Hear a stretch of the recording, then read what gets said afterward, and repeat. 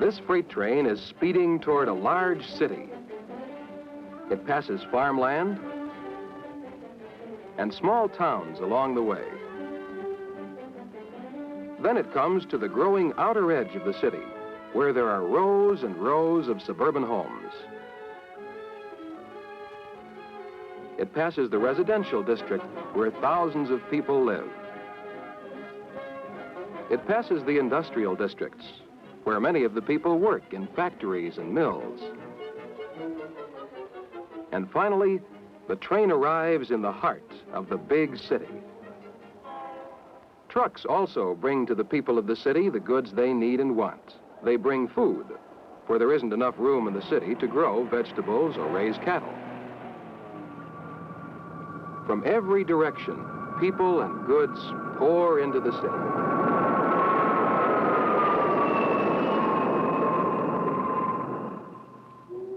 Boats bring other material to the city when the city is near water. For a city needs bricks and steel and glass to build tall buildings like this, to house the offices of thousands of businesses in the heart of the city.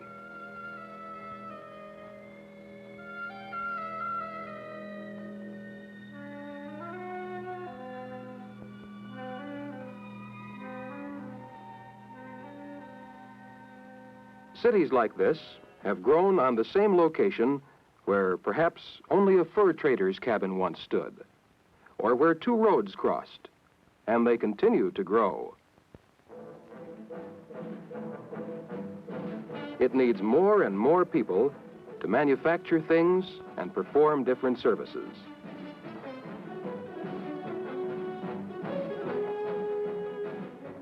As more and more people arrive, the buildings get taller and taller, and closer together. More and more people need more and more stores, and a single department store in a big city is like dozens of different smaller stores all put together. To house the thousands of people who come to live and work in the city, enormous towers of apartments rise into the sky, and men build these towers with their hands, from steel that has been made in mills by other men, and from stone cut out of quarries. Because the center of a city is so crowded, the only direction left in which to build is up.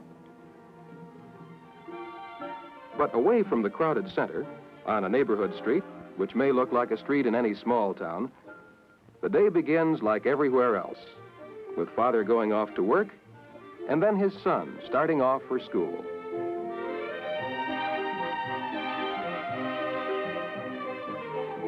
This is Joey, and he lives with his family in their own house.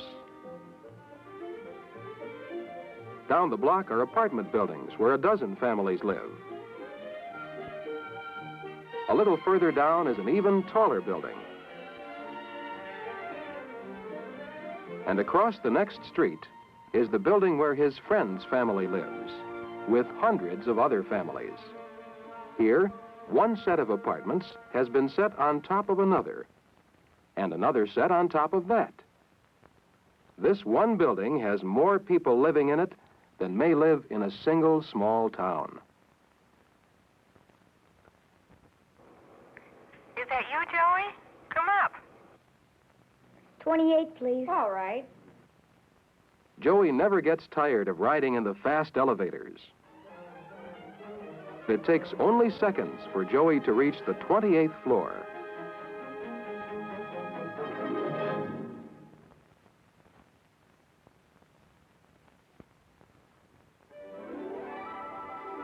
From the balcony, he can see the top of his own house and the swimming pool below.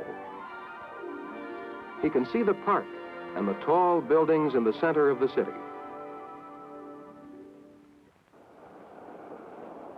A city is made up of many smaller neighborhoods. Near the homes are apartments and stores and shops. Near the tall apartment building is a bicycle shop.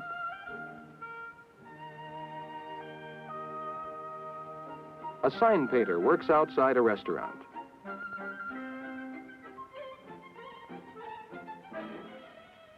There is a grocery store next door.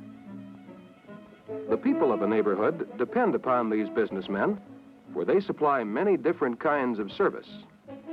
The traffic is heavy, so there is a police officer to help direct it. Trucks pass, carrying goods to stores and to people's homes.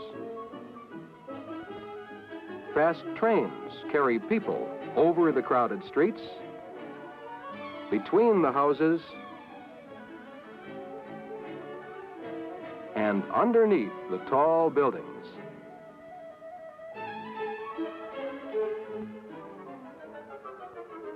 But in a neighborhood, you can usually walk to where you want to go. And Joey and Bob arrive at school. Joey's father drives down a wide expressway to his job.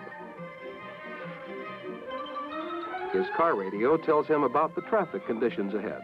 The Congress Expressway east and westbound moving in. And Southwest Highway is okay east and westbound from Cicero to Western. And right now we're flying just passing over... Many, many people come in from every neighborhood, from suburbs all around the city, even from smaller towns miles away.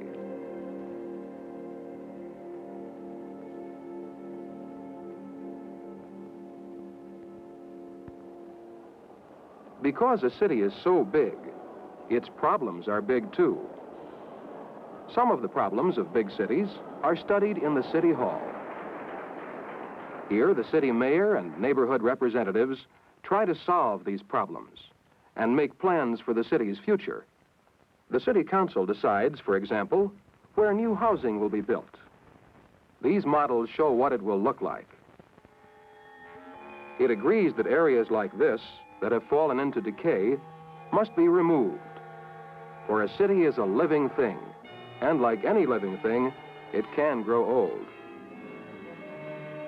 But men are able to tear down the old, to make room for the new.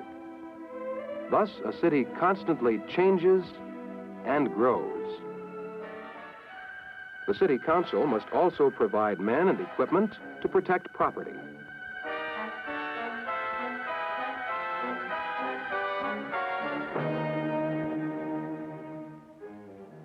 Firemen may use boats to help put out fires when the city is located near water.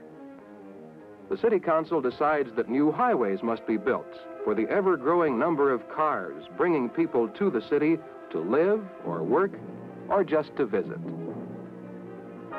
It provides men and equipment to keep the streets and highways clean and to remove the refuse. It provides bright lights for the streets and purchases electricity to light those lights. It provides pure drinking water. People who work hard need parks and playgrounds and places to swim. Some play baseball. Others prefer to watch. They go to a ballpark, while others can see it on television. Some like to draw.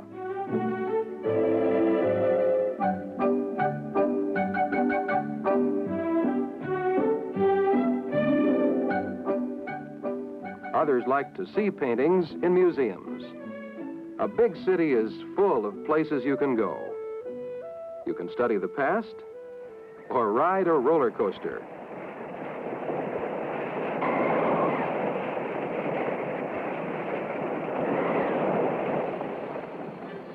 In factories and mills, the people of a city build things. They make products for their own use as well as for parts of the country. These products leave the city on trains and jets, by boat, and in trucks. This, then, is a city. It's a place where many products are made.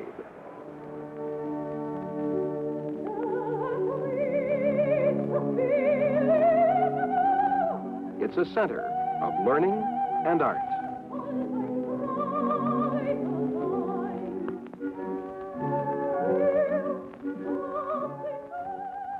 Many different neighborhoods, each like a small town in itself, are joined together to make up this larger, more exciting community, the city.